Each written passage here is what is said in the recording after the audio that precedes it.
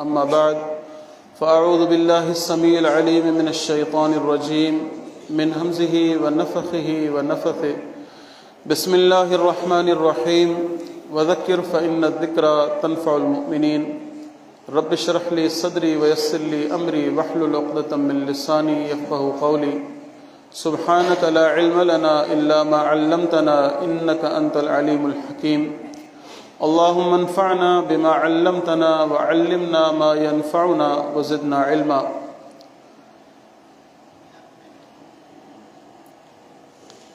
मुख्तसर हम्दो सना ऐं सलातो सलाम का बाद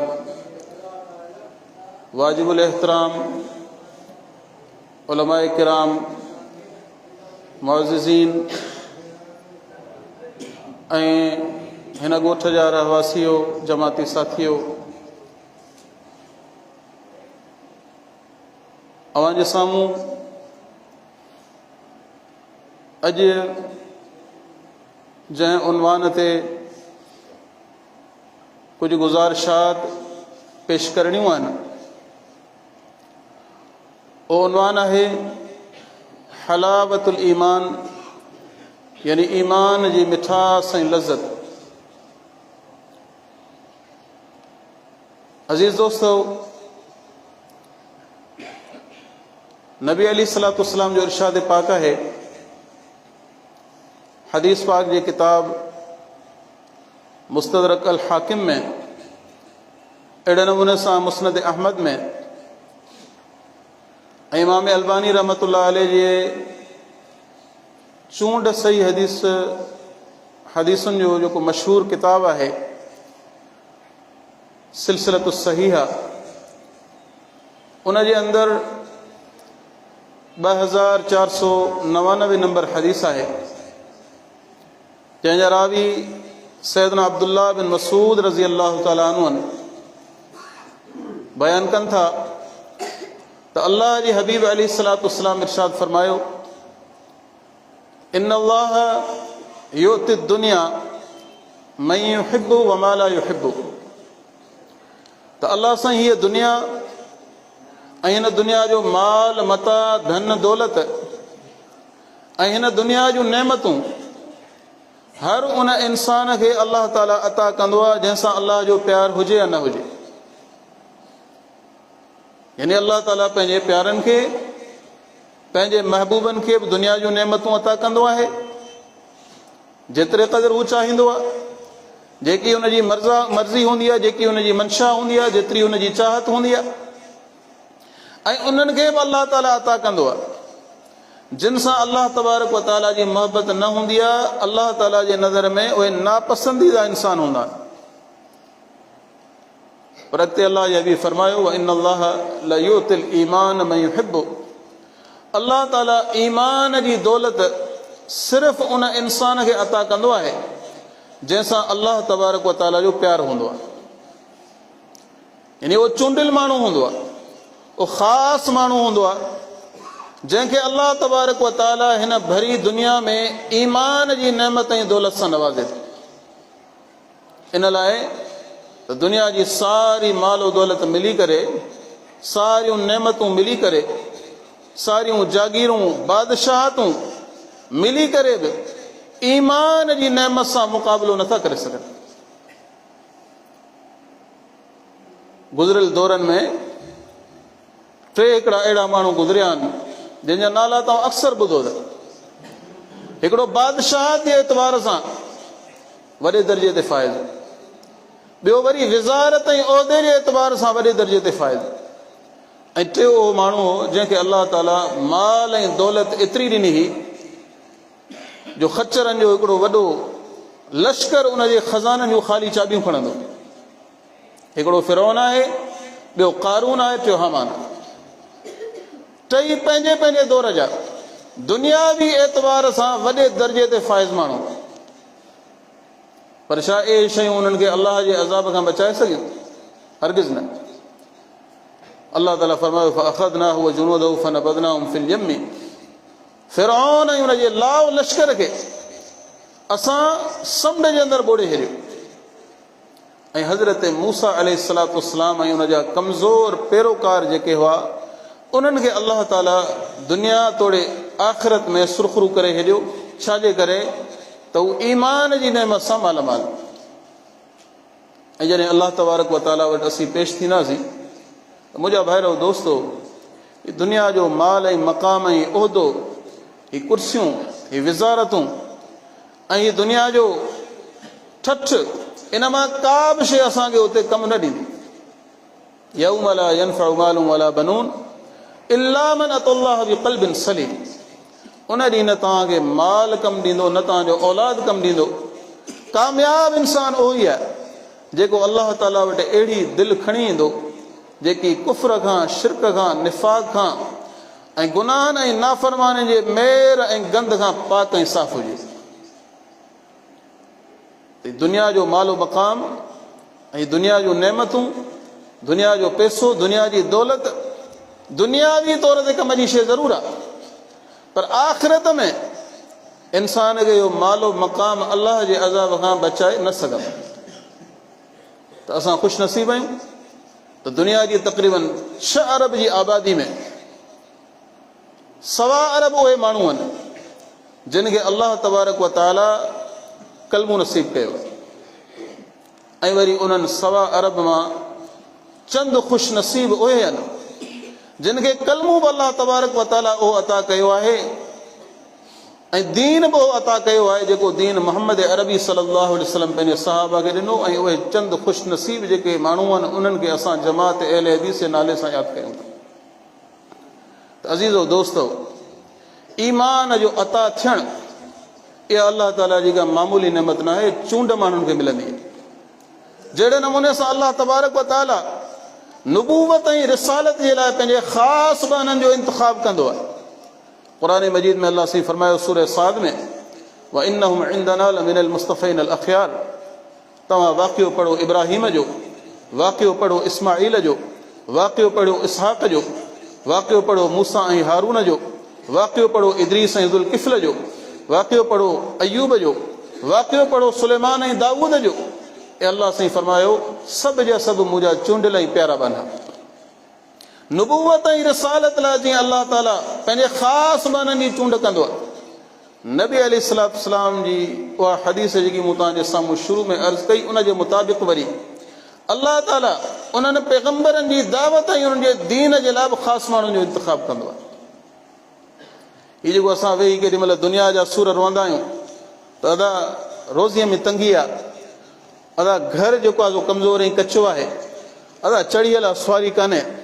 मुंहिंजा भाइरो दोस्तो, इहे सभु सूर ऐं सभु ग़म उन ॾींहुं लही वेंदा जंहिं ॾींहुं असीं ईमान जी हालत में अलाह ताला सां मुलाक़ाती थींदासीं। इन हवाले सां सही मुस्लिम जी हिकिड़ी हदीस आहे, प्यारे पैगंबर जो फरमान आहे त जेॾी महिल क़यामत जो ॾींहुं ईंदो अलाह तबारक व ताला बतौर इबरत जे 2 माण्हुनि खे घुराईंदो। अञा हिसाब किताब शुरू कोन थियो आहे।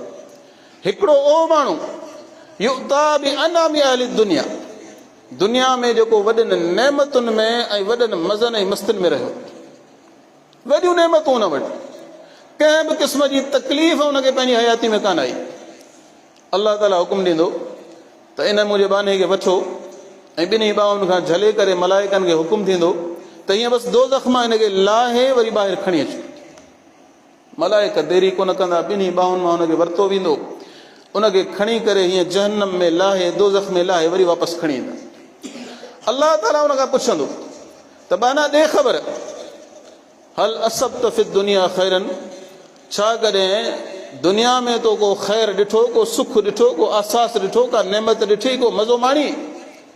चवंदो वल्लाही मां असब्तु फि दुनिया ख़ैरन क़त्तु, हे मुंहिंजा अलाह मूंखे तुंहिंजी उलूहियत जो कसम, मूं दुनिया में कॾहिं को आराम ॾिठो ई कोन।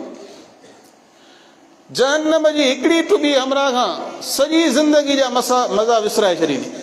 सॼी ज़िंदगी उहो जेको पंहिंजे मस्तनि में रहियो, मज़नि में रहियो, हलाल ऐं हराम जी तमीज़ खां सवाइ पंहिंजी ज़िंदगी गुज़ारींदो रहियो, न निमाज़ जो ख़्यालु, न रोज़े जो ख़्यालु, न हज ऐं ज़कात जो ख़्यालु, न हलाल जो ख़्यालु, न हराम जो ख़्यालु, पंहिंजे मन मस्तनि में जंहिं माण्हू पंहिंजी ज़िंदगी गुज़ारी हूंदी।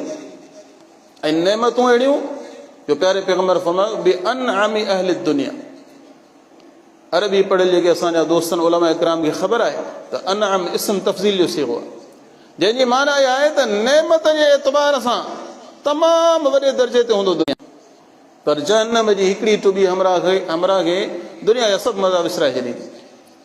इन लाइ त दुनिया त हुई, दौलत त हुई, पैसो त हो, उहिदो ऐं मक़ाम हर शइ हुई, पर ईमान खां ई हमरा कोरो हो। वरी अॻिते प्यारे पैगम्बर फरमायो त हिकिड़ो अहिड़ो माण्हू अलाह ताला हुकुम ॾींदो, उनखे पेश कयो वेंदो, जंहिं वीचारे दुनिया में वॾा सूर ॾिठा हूंदा, वॾियूं तकलीफ़ूं ॾिठियूं हूंदी, घर में कॾहिं सुबुह जो आहे त शाम जो कोन्हे, 2-4 वॻनि में हुन पंहिंजो वक़्तु गुज़ारियो, कची पकी खाई करे, घर में तकलीफ़ूं बि रहियूं, बीमारियूं बि रहियूं, मुख़्तलिफ़ आज़माइशूं बि रहियूं, पर हिन जो भाग ऐं बख़्त ऐं नसीब हो जो रब हिनखे ईमान जी नेमत सां नवाज़ियो, सही अक़ीदो अलाह ताला हिनखे अता कयो। प्यारे पैगम्बर ईमान जी हालत में दुनिया में वियो, तकलीफ़ूं वीचारे ॾाढियूं ॾिसियूं दुनिया जूं। अलाह साईं फरमाईंदो त जन्नत में त मोकिलींदासींसि, पर ख़ाली हिनखे ईअं जन्नत मां लाहे ॿाहिरि कढी अचे, जन्नत में ईअं लाहे उनखे मलाइक ॿाहिरि कढी जेॾी महिल ईंदा, अलाह ताला उन खां सवाल कंदो, या अब्दी मुंहिंजा बाना हल असब त फ़ि दुनिया शर्रन, छा दुनिया में तॾहिं कॾहिं को तकलीफ़ तो ॾिठी, को गम ॾिठई, का परेशानी ॾिठई, का आज़माइश ॾिठी? चवंदो वल्लाहि मां असब त फ़ि दुनिया शर्रन क़त्तु, ए मुंहिंजा अलाह मूंखे तुंहिंजी उलूहियत जो कसम, मूं दुनिया में कॾहिं का तकलीफ़ ॾिठी कान। त अज़ीज़ो दोस्तो, इन हदीस जे अंदरि पंहिंजे लाइ इहा इबरत आहे, इहा सम्झाणी आहे, इहो सबक़ आहे त दुनिया जी समूरियुनि नेमतुनि में सभ खां वॾी नेमत ईमान जी नेमत। दुनिया जी का बि नेमत इन नेमत जो मुक़ाबिलो नथी करे सघे। माण्हूअ वटि ज़ाहिरी हुस्न हुजे, ख़ूबसूरती हुजे, जिस्म में सघ ऐं ताक़त हुजे, खीसे जे अंदरि पैसो मौजूदु हुजे, चढ़ियल बहितरीन सुवारियूं हुजनि, रहण जे लाइ आलीशान घर हुजनि, ज़मीनूं ऐं जाइदादूं ऐं महलात ऐं मकान हुजनि, पर जे ईमान न आहे त इहो इंसानु दुनियावी एतबार सां त खणी ख़ुशनसीब हूंदो, पर आख़िरत जे एतबार सां इन माण्हूअ जे झोलीअ में कुझु न हूंदो जेकॾहिं ईमान ऐं अमल साले खां बग़ैर अलाह ताला वटि पेश थियो। इन करे सभ खां पहिरीं त असां इहा शइ पंहिंजे ज़हननि में विहारियूं त हीउ जेको कलमो अलाह ताला असांखे नसीब कयो आहे, ला इलाहा इल्लल्लाह मुहम्मदुर रसूलुल्लाह सल्लल्लाहु अलैहि वसल्लम, इहो कलमो को मामूली कलमो न आहे। उन खां बाद वरी इन खां वॾी ख़ुशनसीबी असांजी आहे, ऐं बरमला ऐं चिटनि लफ़्ज़नि में चवंदुसि, जो हेतिरनि सारनि मुस्लमाननि मां वरी इन कलमे जी सही सम्झ, तौहीद जी सही सम्झ, प्यारे पैगम्बर जी रिसालत जी सही सम्झ, जेकी अलाह ताला जमात अहल हदीस खे अता कई आहे, या वरी ॿिए कंहिंजे नसीब ऐं वक़्त में न आई। त इहा ख़ुशनसीबी ऐं इहो वक़्तु आहे त अलाह तबारक व ताला असांखे ईमान जी नेमत सां नवाज़ियो ऐं उन खां बाद अक़ीदे ऐं सुन्नत जो फ़हम ॾिनो। हाणे इन खां वॾी वॾी नेमत छा आहे? ईमान जी नेमत मूं अर्ज़ु कयो त खोड़ माण्हुनि खे मिलियल आहे, ज़ाहिरी तौर ते कलमू पाइण वारा खोड़नि, पर ईमान जी नेमत खां वरी वॾी नेमत इहा आहे त अलाह तबारक व ताला इन ईमान जी मिठास ऐं लज़त बि असांखे नसीब करे, इहा वरी इन खां वॾी नेमत आहे। इमाम बुखारी पंहिंजे अज़ीम तरीन किताब सही बुखारी जे किताबुल ईमान में बाब हलावतुल ईमान जे नाले सां हिकिड़ो बाब क़ाइमु कयो आहे, ऐं उनजे अंदरि हदीस नंबर 16 बयानु कई आहे, जेकी हज़रत अनस रज़ी अल्लाह ताला अन्हु खां मरवी आहे। प्यारे पैगम्बर फरमायो, सलासुन मन कुन्न फीह वजद बिहिन हलावतुल ईमान, 3 अहिड़ियूं ख़ूबियूं आहिनि जंहिं इंसान जे अंदरि हे 3 ख़ूबियूं हूंदियूं, अलाह तबारक व ताला उन्हनि 3 ख़ूबियुनि जे करे हुनखे ईमान जी लज़त ऐं मिठास नसीब कंदो। हीअ सिर्फ़ु लज़त ऐं मिठास दुनियावी शयुनि जी न आहे, अलाह ताला ईमान जे अंदरि बि हिकिड़ी लज़त रखी आहे, ईमान जे अंदरि बि हिकिड़ी मिठास रखी आहे, पर उहा नसीब कंहिंखे थींदी? नसीब उन माण्हूअ खे थींदी जंहिंमें उहे 3 ख़ूबियूं मौजूदु हूंदियूं, जेके तव्हांजे साम्हूं इंशा अल्लाह बयानु थींदी। पर उन्हनि 3 ख़ूबियुनि जे बयान खां अॻु पहिरीं इहा शइ सम्झंदा हलो त हलावतुल ईमान जी माना छा आहे, ईमान जी मिठास ऐं लज़त जी माना छा आहे। इन हदीस जी तशरीह में फतुल बारी जे अंदरि हाफ़िज़ इब्न हजर रहमतुल्लाह अलैह फरमाए थो त ईमान जी हलावत ऐं मिठास जी माना इहा आहे, इस्तिलज़ाज़ु ताआति व तहम्मुलुल मशाक़ि फ़िद्दीन। ईमान जी मिठास ऐं लज़त जी माना इहा आहे त इंसान खे इताअत ऐं नेकी जा जेके कम आहिनि उन्हनि में लज़त ऐं करार अचे। क़ुर पढ़े करार अचेसि, अलाह जो ज़िक्र पढ़े दिलि खे सुकून अचे, नमाज़ अदा करे उनजे दिलि खे सुकून अचे, फ़राइज़ जेके बि तिन खे अदा करे त हुनखे करार ऐं मज़ो अचे। ऐं हुन सां गॾो गॾु व तहम्मुल मशाक़ि फ़ी दीन, दीन ते अमल कंदे जेके बि हुनखे तकालीफ़ अचनि थियूं, जेके बि हुनखे परेशानियूं अचनि थियूं, तिन खे बर्दाश्त करण जो पंहिंजे अंदरि मादो ऐं जज़्बो रखे, इहा ईमान जी मिठास। हाणे अज़ीज़ो दोस्तो, पाण मां हर हिकु माण्हू वेही पंहिंजे गिरेबान जे अंदरि झाती पाए ऐं पंहिंजे ईमान जो जाइज़ो वठे त आया इहा कैफ़ियत पाण सभिनि जे दिलनि में मौजूदु आहे या कान्हे। कलमूं त सभु पढ़ूं था, कलमूं त सभु पढ़ूं था ऐं नाज़म तमामु घणो आहे, पर छा इहा कैफ़ियत असांजे दिलनि में आहे या कान्हे। वाक़ई असांखे इताअत ऐं फर्मा बरदारी या कम मज़ो ॾियनि था या कोन था ॾियनि। अहिड़े नमूने सां दीन इस्लाम ते अमल कंदे जेके तकलीफ़ूं अचनि थियूं नंढियूं या वॾियूं, उन्हनि खे बर्दाश्त करण जो मादो ऐं जज़्बो असांजे अंदरि मौजूदु आहे या कोन्हे। इन सवाल ते जेॾी महिल वेही गौर था कयूं त दादा हाल पंहिंजो इहो आहे त जेॾी महिल असां दीन जो को बि कमु कयूं था, चाहे उहो नमाज़ जी सूरत में हुजे, चाहे उहो फ़र्ज़ी रोज़ो हुजे, चाहे उहा फ़र्ज़ी ज़कात हुजे, चाहे उहो ॿियो को अमल हुजे, उनखे ईअं मथे तां जीअं न भरी ऐं ॿार लाहिबो ईअं लाहियूं था। ऐं दुनियावी हर कमु असांखे वॾो मज़ो ॾिए। हीअ दीनी मजलिस आहे, अवां माशाअल्लाह आया आहियो ऐं वॾे ज़ौक़ ऐं शौक़ सां ॿुधो पिया। इहो ज़ौक़ ऐं शौक़ बि ईमान जी अलामत आहे। पर केतिरा असांजा मुस्लमान भाउर आहिनि जेके जुमे जे तक़रीबन 30 या 35 या 40 मिंटनि जे ख़ुतबे जे दौरान ईअं परेशानी जो शिकार हूंदा आहिनि। हमरान खे फतको हूंदो आहे त यार साईं केॾी महिल तो ख़ुतबो ख़तमु करे त भॼूं हितां। ऐं उहो साॻियो माण्हू 3-3, 4-4 कलाक तव्हांखे ओताक ते वेही कचहरी कंदे नज़र ईंदी। उते थकिजे कोन थो, हिते थकिजी पए। इन लाइ त ईमान ज़ुबान ते त ज़रूरु मौजूदु आहे, पर ईमान जी उहा हलावत ऐं मिठास ऐं लज़त दिलि में मौजूदु न आहे। जेकॾहिं दिलि में हुजे त दीन जी मजलिस में ईअं वेही ॼण त हुनजे मथे ते पखी ईअं सुकून ऐं करार सां वेही पवे। नबी अलैहिस्सलाम जी निमाज़ खे तव्हां ॾिसो, सहाबा जी निमाज़ुनि खे तव्हां ॾिसो, केतिरे क़दुरु निमाज़ जे अंदरि अलाह तबारक व तआला उनखे ख़ुशू ॾिनो हो।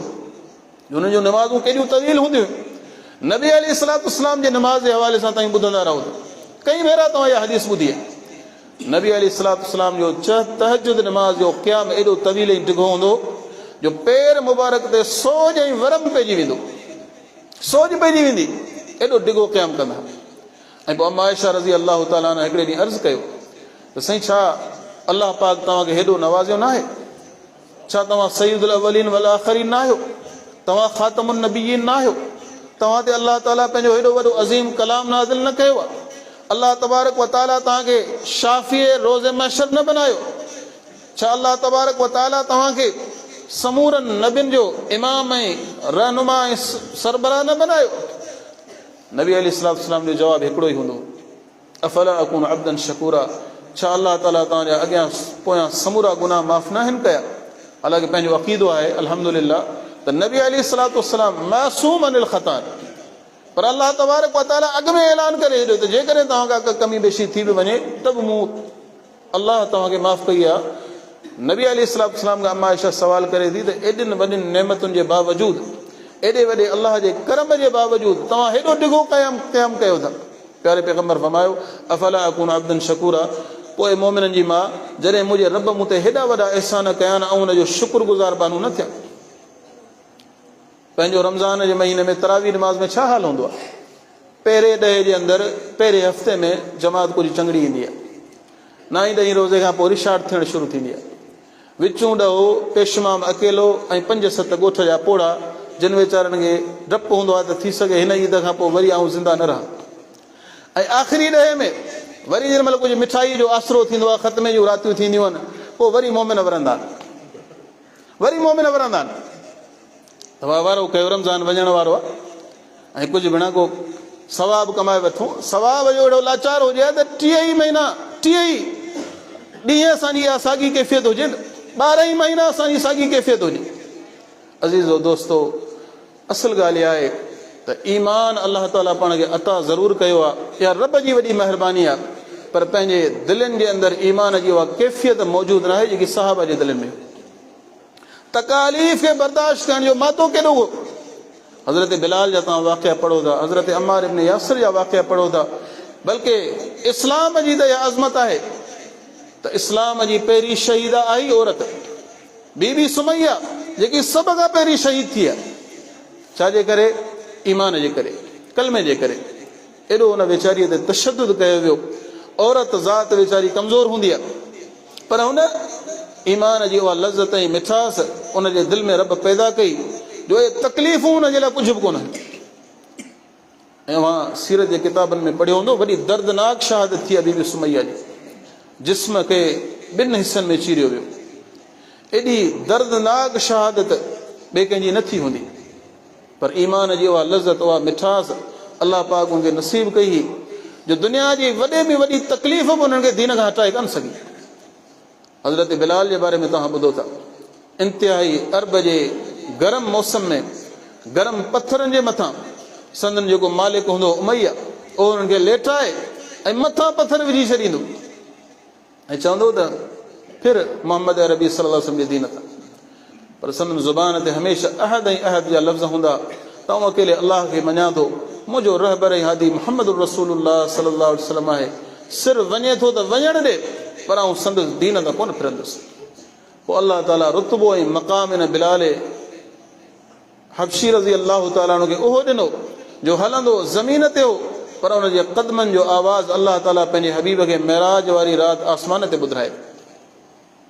त ईमान जी लज़त ऐं मिठास हुई उन्हनि जे दिलनि जे अंदरि जो वॾे में वॾी तकलीफ़ बि उन्हनि खे ईमान खां हटाए कोन सघी। बदर जे अंदरि 313 पर 1000 सां विढ़ी पिया। औद जे मैदान में 1000 हुआ, 300 त वरी उन्हनि मां अब्दुल्ला बिन उबई वठी वियो, बाक़ी 700 वञी बचा। 700 3000 माण्हुनि सां विढ़ी पिया। अहज़ाब जी जंग में तक़रीबन मर्दान जंगी जेके विढ़ण जे क़ाबिल हुआ मदीने जे अंदरि, उनजो तादाद 1500 खां मथे कोन हो। अल्लामा सफ़ीर रहमान मुबारकपुरी रहमतुल्लाह अलैह बयान कंदा रहीक़ मख़तूम में, पर उहे 1500 माण्हू तक़रीबन 10,000 जे लश्कर सां विढ़ी पिया। मुआद अटकाए बीह रहिया, हटिया कोन। ऐं इस्लाम जी सभ खां वॾी जंग जेकी अलाह जे नबी जी ज़िंदगी में लॻी आहे, उहा तबूक जी जंग आहे। जंहिं जंग जे अंदरि रोमियुनि जो तादाद 1 लख हो ऐं उन 1 लख जे लश्कर खे कैसर रोम 2 सालनि जी अॻुवाट पघार ॾिनी। 2 सालनि जी अॻुवाट पघार ॾिनी 1 लख माण्हुनि खे। इन लाइ त मोहम्मद अचे पियो सल्लल्लाहु अलैहि वसल्लम पंहिंजे साथियुनि सां, इन्हनि जूं सिसियूं लाहे छॾियो, इन्हनि खे वापसि मोटणु न ॾिजो। ऐं हेॾा प्यारे पैगम्बर जे लश्कर जो हाल इहो आहे त कंहिं वटि जेकॾहिं सफ़र जो सामान आहे त सुवारी कान्हे, सुवारी आहे त वरी सफ़र जो सामान कोन्हे, सफ़र जो सामान आहे त वरी असलियो कोन्हे, वरी जे असलियो आहे त वरी ॿियूं शयूं कोन्हनि। पर उन जे बावजूदि नबी अलैहिस्सलाम जी ज़िंदगी में सहाबा पंहिंजे जज़्बे सां तक़रीबन 30,000 जो लश्कर तयारु कयो। मौलाना सफ़ीर रहमान मुबारकपुरी रहमतुल्लाह अलैह ग़ज़वा तबूक जे अहवाल में सभु तफ़सीलात लिखियूं आहिनि। 30,000 माण्हू ऐं वरी वञनि किथां पिया? गर्मीअ जो मौसम आहे, गर्मीअ जो मौसम, फसल तयारु लॻा पिया आहिनि। ऐं इन मौक़े ते मुनाफ़िक़नि चयो ला तनफिरू फिल हर, किथां पिया वञो, ही तयारु तव्हांजा फसल लॻा पिया आहिनि, हेड़ी गर्मी में किथां पिया वञो? अलाह साईं फरमायो कुल नारु जहन्नम अशद्दु हर्रा, इन्हनि खे चओ त जहन्नम जी बाहि अञा सख़्तु आहे, जहन्नम जी बाहि अञा सख़्तु आहे, हीअ गर्मी त हुनजे साम्हूं कुझु बि कान्हे। प्यारे पैगम्बर जो फरमान आहे त दुनिया जी तव्हांजी जेकी हीअ बाहि आहे, इन खां जहन्नम जी बाहि 69 दर्जा वधीक गरम आहे। ऐं दुनिया जी बाहि केतिरी गरम आहे? तक़रीबन 1000 फ़ारेनहाइट डिग्री जी गर्मी ते लोह पिघरी वञे थी। या दुनिया जी बाहि 10,000 फ़ारेनहाइट डिग्री जी गर्मी ते दुनिया जो मज़बूत तरीन धातु आहे शीहो, सीसा जंहिंखे चवंदा आहिनि उर्दू जे अंदरि, अरबी जे अंदरि हुनखे रुसास चइबो आहे, अलानुक बि चइबो आहे। उहो बि दुनिया जी बाहि में पिघरी वञे थो। अलाह साईं फरमायो त हिननि मुनाफ़िक़नि खे ॿुधा त जेकी दुनिया जी बाहि त कुझु कान्हे, जहन्नम जी बाहि न ॻाल्हाए केतिरा दर्जा मथे। पर साहबा उन गरम मौसम जी परवाह न कई, उन गरम मौसम में निकिरी पिया। ऐं के वरी अहिड़ा जेके नबी साईं वटि आया ऐं चयूं साईं असीं हलण लाइ तयारु आहियूं, पर असां वटि सफ़र जो सामान कोन्हे, जेकॾहिं असांखे सफ़र जो सामान मिली वञे त असीं हलूं। प्यारे पैगम्बर फरमायो त हाणे त मूं वटि बि कुझु कोन्हे, जो आउं तव्हांखे ॾियां।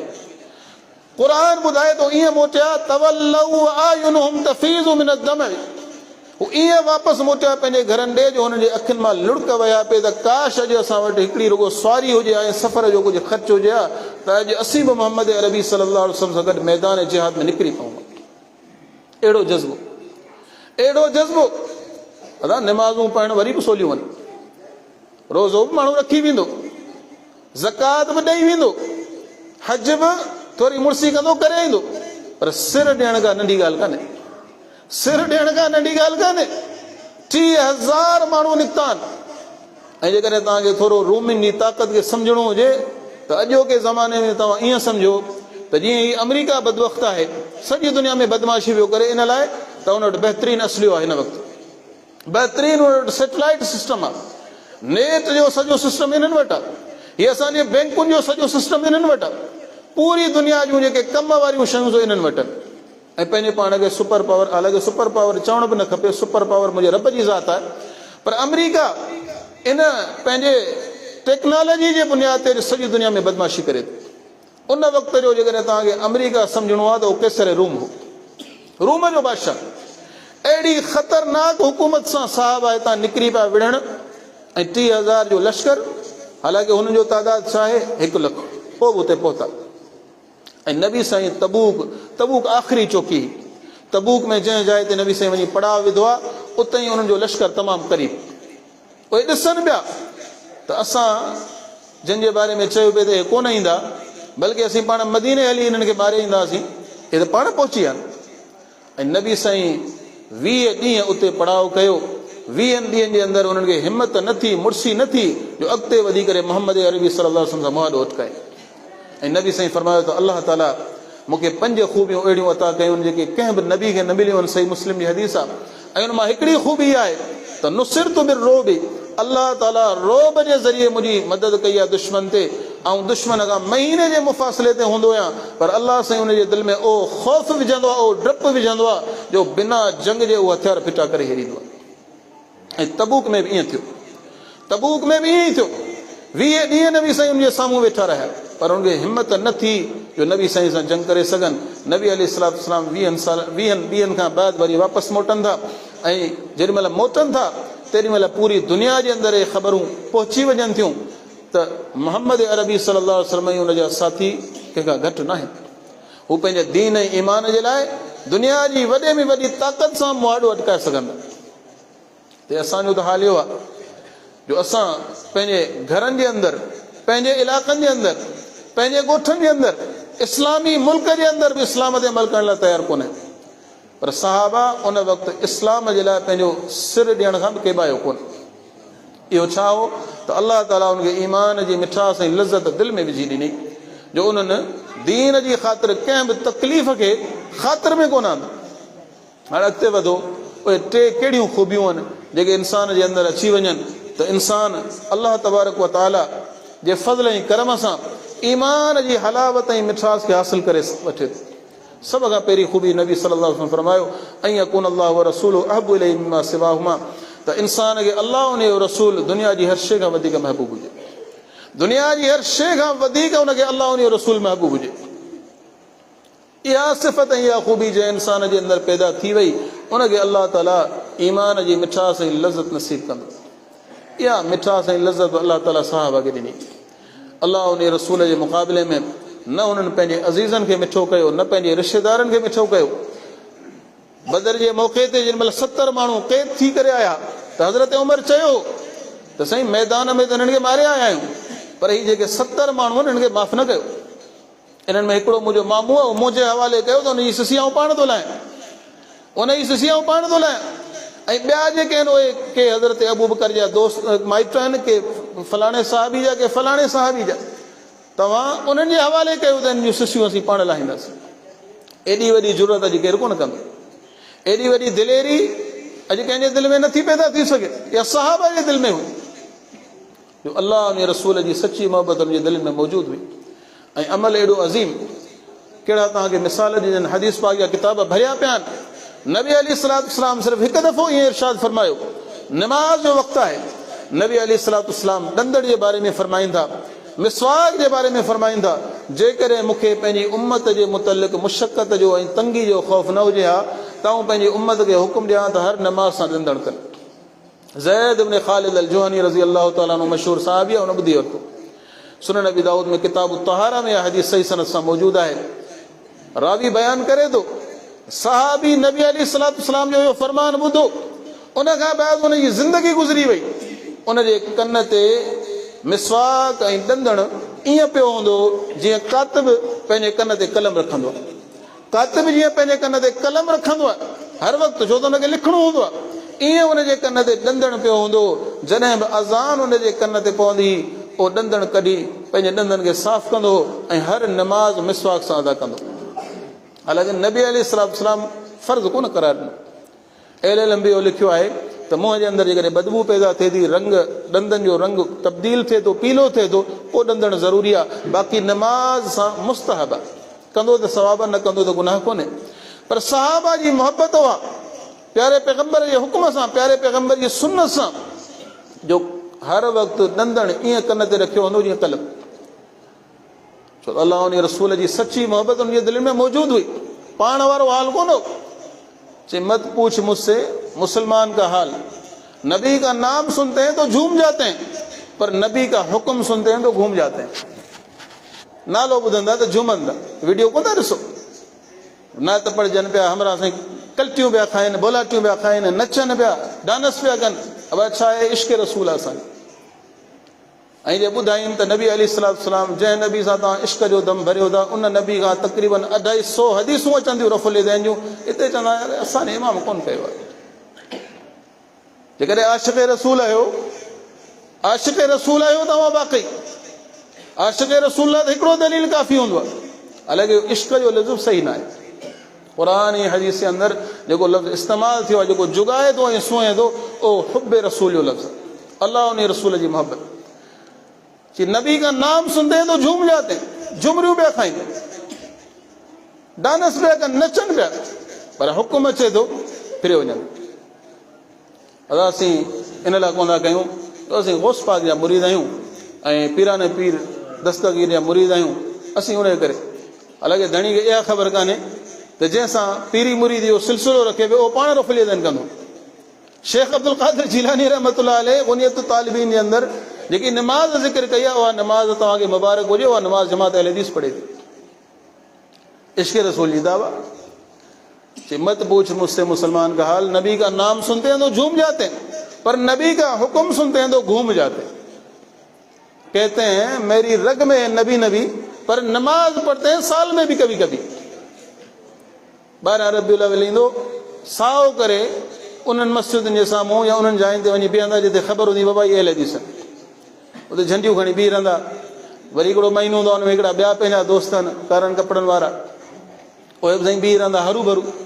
अदा असां ॾिठो तव्हांजी मोहबत असां ॾिठी 10 ॾींहंनि वारी, हाणे महिरबानी कयो हलण जी कयो।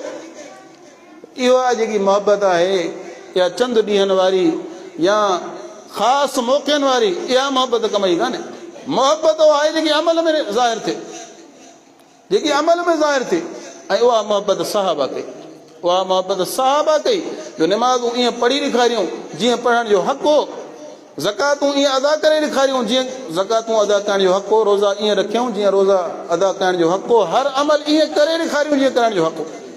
सैयदना अब्दुल्लाह इब्न मसूद बयान करे थो, सही मुस्लिम जी हदीस, त असांजे दौर में असांजो हाल इहो हूंदो त जॾहिं फ़र्ज़ निमाज़ थींदी को बि माण्हू निमाज़ खां पोइ कोन रहंदो, निमाज़ खां को बि पोइ कोन रहंदो, सवाइ उनजे जंहिंजे दिलि में निफ़ाक़ हूंदो।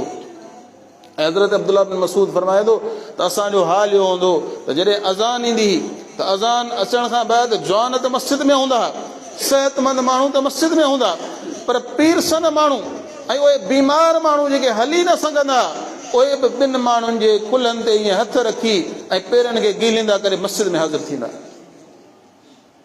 अहिड़ी मोहबत असांजे अंदरि आहे।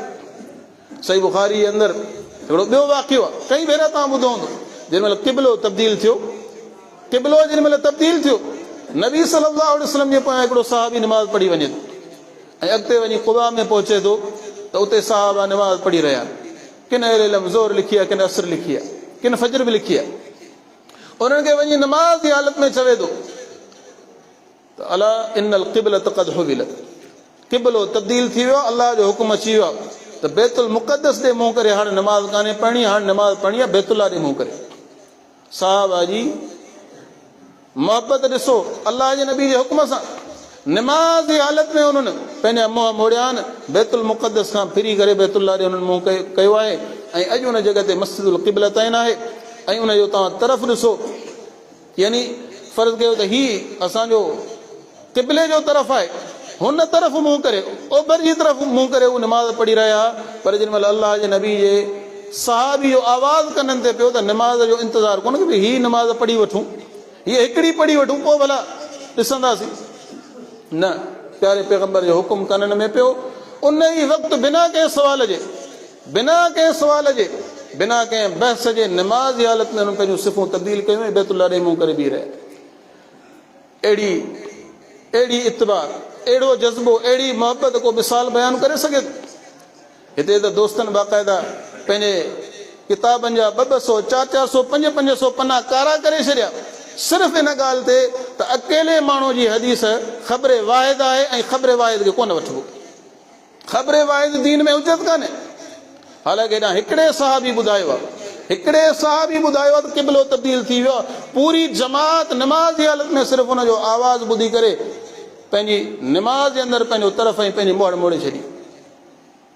ऐं हिते हालत इहा आहे जो माण्हुनि खे तव्हां दलील ॾियो, फ़ातिहा ख़ल्फुल इमाम ते, रफ़ुल यदैन ते, सीने ते हथ ॿधणु, इहे त मशहूरु मसइला आहिनि। पर कई मसइला जेके क़ुरान सुन्नत मां साबित आहिनि, ॿुधा हमरा मञण लाइ तयारु कोन्हनि, मञण लाइ तयारु कोन्हनि। ऐं दलील इहो आहे त भई असांजे इमाम कोन कयो। ऐं आउं अक्सर दोस्तनि खे चवंदो आहियां, दादा जेकॾहिं क़यामत ते ॾींहुं अलाह तबारक व तआला इमाम अबू हनीफ़ा खे बीहारे करे पुछे त हीअ तव्हांजा मुक़लिद हुआ, हीअ तव्हांजा मुक़लिद हुआ, ऐं हीअ चवनि था त असां रफ़ुल यदैन इन लाइ कोन कयो त इमाम साहिबु कोन कंदो हो, या फलाणा फलाणा मसइला असां इन लाइ छॾे ॾिना हुआ जो हदीस अचण जे बावजूदि असांजे इमाम जी फतवा इहा आहे। हाणे तव्हीं छा था चओ?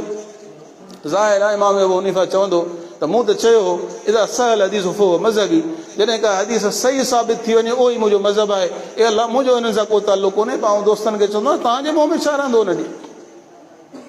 त जज़्बो उहो इंसान जे अंदरि हुजे, मोहबत उहा हुजे जेकी सहाबा कई, जो हुकुम मिलण जी देरि हुई उन्हनि पंहिंजूं पेशानियूं झुकाए छॾियूं, पुछऊं कोन, सवाल कोन कयूं। त हाणे हिकिड़ी नमाज़ आहे, भला इहा पढ़ी वठूं, बाद में क़िबलो खणी तब्दील कंदासीं। त अज़ीज़ो दोस्तो, ईमान जी लज़त बि तॾहिं नसीब थींदी जॾहिं इंसान जे दिलि में सची मोहबत हूंदी अलाह उन रसूल जी, ऐं मोहबत उहा हूंदी आहे जंहिंमें फर्मा बरदारी हुजे। इहा ख़ाली दावा वारी मोहबत, ज़ुबानी मोहबत कंहिं कम जी कान्हे।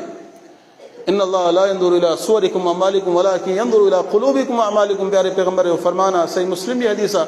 अल्लाह ताला न तव्हांजे मुहांडर ऐं तव्हांजे माल खे ॾिसे थो, न तव्हांजी ज़ाहिरी शयुनि खे ॾिसे थो, अल्लाह ताला ॾिसे थो त तव्हांजे दिलनि में केतिरो इख़लास ऐं मुंहिंजे रसूल जी मोहबत आहे, तव्हांजो अमल छा आहे। त सभ खां पहिरीं शइ इहा आहे। ॿी शइ, प्यारे पैगम्बर फरमायो ऐं युहिब्बुल मरअ ला युहिब्बु इल्ला लिल्लाह, जेकॾहिं चाहियो था तव्हांखे ईमान जी मिठास ऐं लज़त नसीब थिए त मुंहिंजी मोहबत ऐं मुंहिंजे रब जी मोहबत खां बाद तव्हांजे अंदरि ॿी शइ इहा हुअणु खपे त दुनिया में जेकॾहिं कंहिंसां बि तव्हांजो को नातो आहे, को तालुक़ु आहे, त उनजी बुनियाद अलाह जी रज़ा हुजे। ऐं इन शइ खे मुंहिंजा भैरो साहब निभायो। नबी अलैहिस्सलातु वस्सलाम हिजरत करे आया मदीने, पोइ जेके मुहाजिर साहब हुआ उन्हनि वटि न रहण लाइ घर हो, न खाइण लाइ खाधो हो। पोइ नबी साईं करायो मवाख़ात, यानी भाईचारो। पोइ हिकिड़ो मुहाजिर साहबी, हिकिड़ो अंसारी साहबी, ॿिन्हिनि खे गॾे चयूं अॼु खां पोइ तव्हां ॿई भाइर आहियो, हिक ॿिए जो ख़्यालु रखिजो। हाणे अंसारी जेके साहबी हुआ उन्हनि वटि पंहिंजा घर हुआ, पंहिंजूं ज़मीनूं हुयूं ऐं पंहिंजो सभु शयूं उन्हनि वटि मौजूदु हुयूं। त नबी साईं उनजो पाण में भाईचारो कराए ॾियो। हाणे नबी अलैहिस्सलातु वस्सलाम पंहिंजो जेको वेझो अज़ीज़ ऐं कुफाड सैयदना अब्दुर्रहमान बिन औफ, उनजो भाईचारो करायो सैद बिन रबी अल अंसारी सां। सैद बिन रबी अल अंसारी सां नबी साईं फरमायो त सैद अॼु खां पोइ हीअ तुंहिंजो भाउ, हिन जो ख़्यालु कजांइ। हज़रत सैद हज़रत अब्दुर्रहमान खे पंहिंजे घर वठी आया ऐं चवणु लॻा, दादा अलाह जे नबी तोखे मुंहिंजो भाउ बनायो आहे, अलाह कारण तूं मुंहिंजो भाउ बनियो हुई। नबी अलैहिस्सलातु वस्सलाम जो तोखे मुंहिंजो भाउ बनायो आहे, त हाणे आउं तोखे भाउ थी ॾेखारींदुसि। हाणे ॻाल्हि इहा आहे त मूं वटि ॿ बाग़ आहिनि, हिकिड़ो तुंहिंजो हिकिड़ो मुंहिंजो, ॿ घर आहिनि, हिकिड़ो घर तुंहिंजो हिकिड़ो मुंहिंजो। ऐं ग़ालिबन अञा पर्दे जो हुकुम नाज़िल न थियो आहे। इन करे ईअं बि चयूं त मुंहिंजा 2 निकाह आहिनि, मुंहिंजी घर वारियुनि मां जंहिं घर वारी जे हवाले सां तूं चाहीं ऐं उनखे तलाक ॾियां, उहा पंहिंजी इज़त गुज़ारे, उन खां बाद तूं उन सां निकाह करे वठ। एॾी वॾी क़ुर्बानी अॼु केरु कोन ॾींदो। इहा क़ुर्बानी छा लाइ पियो ॾे? हज़रत सैद इन लाइ पियो ॾे जो अलाह कारण उनजी हिक ॿिए सां मोहबत हुई। अलाह कारण नबी साईं फरमायो, जेकॾहिं तव्हांखे ईमान जी लज़त वठणी आहे, ईमान जी हलावत ऐं मिठास ताईं चाहियो त तव्हांखे नसीब थिए त कंहिं बि माण्हू सां जेकॾहिं तव्हांजो को नातो या को ताल्लुक़ आहे, उनजो बुनियादु अलाह जी रज़ा हुजे। अॼु असांजा ताल्लुक़ बि आहिनि, असांजा नाता बि आहिनि, के सियासी नाता, के बिरादरी जा नाता, के दुनियावी मफ़ाद जा नाता। मफ़ाद ख़तमु, नातो ख़तमु। उहो अलाह कारण मोहबतूं केॾां वयूं जेके साहबा जूं हुयूं। ऐं पोइ हज़रत अब्दुर्रहमान बिन औफ़ जो जवाब बि ॿुधण वारो आहे। हज़रत अब्दुर्रहमान बिन औफ़ चओ, दादा अलाह साईं तुंहिंजे बचनि में, तुंहिंजे घर वारनि में, तुंहिंजे माल में, तुंहिंजे घरनि में, हर शइ में बरकत विझे। तो ॾिनियूं मूं सम्झ वरितियूं, पर मूंखे इन्हनि शयुनि जी ज़रूरत कान्हे। मूंखे ॿुधा त मदीने जी बाज़ार कहिड़े पासे आहे, मज़दूरी मूंखे किथे मिलंदी? हज़रत साहिब ॿुधायो, दादा हीअ बाज़ार आहे, उते वञनि था, वञी पंहिंजी महिनत मज़दूरी कनि था, ऐं उन महिनत मज़दूरी में अलाह ताला उहा बरकत विझे थो जो उन मां ई पोइ पंहिंजो निकाह बि कनि था, पंहिंजो घर बि कनि था, ऐं अलाह ताला अॻिते हली एॾी बरकत विझे थो जो हज़रत अब्दुर्रहमान बिन औफ़ मदीने जो मशहूरु तरीन वापारी बणिजी वञे थो, वॾे में वॾो ताजिर बणिजी वञे थो। अलाह पाक वॾी नेमत ऐं दौलत सां हुनखे नवाज़े थो। पर ॾिसो क़ुर्बानी केॾी वॾी आहे। ऐं इहा क़ुर्बानी इन लाइ ॾिनी हज़रत सैद, हज़रत अब्दुर्रहमान बिन औफ़ लाइ, इन लाइ त मोहबतूं अलाह करणु, अलाह जी रज़ा जे लाइ। अॼु इहे शयूं असांजे अंदरां निकिरी वयूं आहिनि। जेकॾहिं असीं कंहिंखे हथ बि मिलायूं था, हुन में नियत इहा हूंदी आहे त यार हिन सां वास्तो रखणु खपे, ही माण्हू कम जो। अलाह करणु मोहबतूं केॾां वयूं, जंहिंमें बिना गर्ज़ ऐं मतिलब जे इंसान हिक ॿिए सां मिलंदा हुआ। बिना गर्ज़ ऐं मतिलब जे साहबा हिक ॿिए खे खाराईंदा पीआरींदा हुआ। बिना गर्ज़ ऐं मतिलब जे हिक ॿिए जूं ज़रूरतूं पूरियूं कंदा। उहे मोहबतूं केॾां वयूं? त जंहिं माण्हूअ खे ईमान जी हलावत ऐं मिठास खपे थी, पोइ चाहे थो त इहा शइ हुनजे अंदरि पैदा थिए, त इहा सिफ़त पैदा करणी पवंदी। अलाह ख़ातिर हिक ॿिए सां मोहबत, अलाह जी रज़ा जे लाइ। सिर्फ़ु इन ताल्लुक़ ऐं नाते सां जो दीन जी बुनियाद ते, अलाह जी रज़ा जी बुनियाद ते माण्हू हिक ॿिए सां मोहबतूं करे।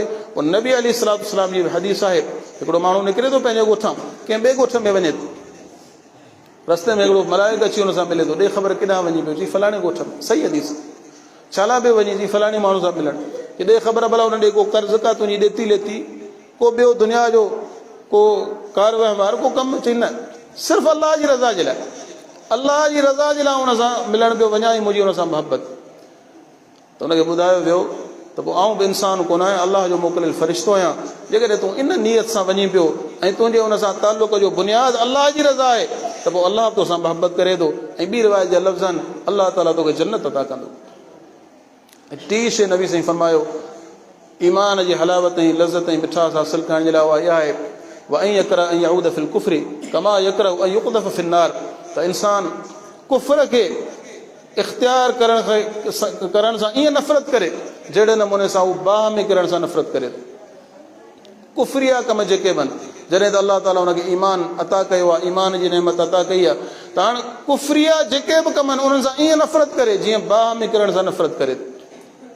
सिर्फ़ु ईअं कोन्हे को त नमाज़ूं पढ़णियूं आहिनि, तिलावतूं करणियूं आहिनि, नेक अमल करणा आहिनि। जेकॾहिं इंसान खे ईमान जी हलावत ऐं मिठास ऐं लज़त जी ज़रूरत आहे ऐं चाहे थो त इहा शइ अलाह ताला मूंखे अता करे, त पोइ इहा शइ बि ज़रूरी आहे त हुनजे दिलि में कुफ्रिया कमनि सां नफ़रत हुजे। ऐं कुफ्रिया कमनि में चोटी जो कमु अथव शिरक। चोटी जो कमु शिरक आहे, जेको मुस्लमान वॾे ज़ौक़ शौक़ सां कनि पिया, सवाइ जमात अहल हदीस जिन खे अलाह ताला सम्झ ऐं फ़हम ॾिनो आहे, ऐं जेके अलाह जा बाना जिन खे अलाह ताला सम्झ ॾिनी आहे। तव्हां ॾिसो त उम्मत अॼु हिन शइ ते किरी पई आहे। मज़ारूं आबाद आहिनि, मस्जिदूं वीरान आहिनि, ऐं हर फ़िरके पंहिंजो पंहिंजो हिकिड़ो बातिल महबूद ठाहे वरितो आहे। के या रसूल अलाह चवण वारा, के या अली मदद चवण वारा, के या गौसे आज़म मदद चवण वारा, के कहिड़ो नारो हणण वारा, के कहिड़ो नारो हणण वारा। हालांकि कुफ्रिया कमनि में वॾे में वॾो जेको कमु आहे शिरक आहे। त ईमान जी हलावत ऐं मिठास ईअं नसीब कोन थींदी। पहिरीं उन्हनि सभिनी बातिल महबूदनि खां नफ़रत जो इज़हार करिणो पवंदो जेके अलाह जे ख़िलाफ़ माण्हुनि खड़ा कया। पोइ उहे इंसान हुजनि, चाहे बुत हुजनि, चाहे मज़ारूं हुजनि, चाहे क़बरूं हुजनि, चाहे झंडा या कंडा हुजनि। कुफ्र सां नफ़रत ज़रूरी आहे। अलाह जी मोहबत ऐं वरी बातिल जी मोहबत हिकिड़े दिलि में गॾु कान थी सघे। त नबी अलैहिस्सलाम फरमायो त जेको इंसान चाहे थो त उनखे ईमान जी मिठास ऐं लज़त नसीब थिए उहो कुफरिया कमनि सां ईअं नफ़रत करे, कुफर में वञण सां ईअं नफ़रत करे जीअं बाहि में किरण सां इंसान नफ़रत करे। त टे अमल प्यारे पैगम्बर बयानु कया आहिनि। अलाह ताला पाण खे टे अमल करण जी तौफ़ीक़ अता फरमाए। प्यारे पैगम्बर जो फरमान त टे ख़ूबियूं जंहिं इंसान जे अंदरि हूंदियूं, टे अमल जंहिं इंसान जे अंदरि हूंदा, अलाह ताला उनखे ईमान जी मिठास ऐं लज़त नसीब कंदो। सभ खां पहिरीं शइ, अलाह उन जो रसूल उनखे दुनिया जी हर शइ खां वधीक महबूब हुजे।